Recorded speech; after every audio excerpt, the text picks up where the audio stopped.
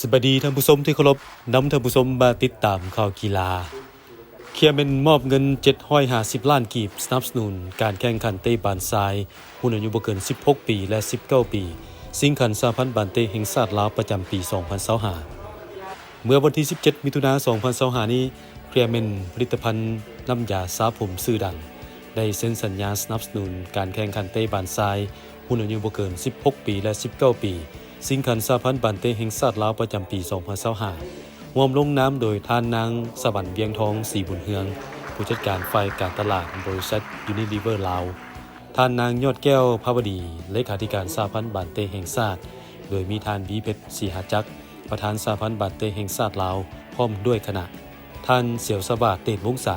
ผู้จัดการฝ่ายสื่อสารและร่วมมือองค์กรบริษัทยูนิลิเวอร์ลาวพร้อมด้วยพนักงานทั้งสองภาคส่วนรวมทั้งครูฝึกนักกีฬาและสื่อมวลชนเข้าร่วมเป็นสักขีพยาน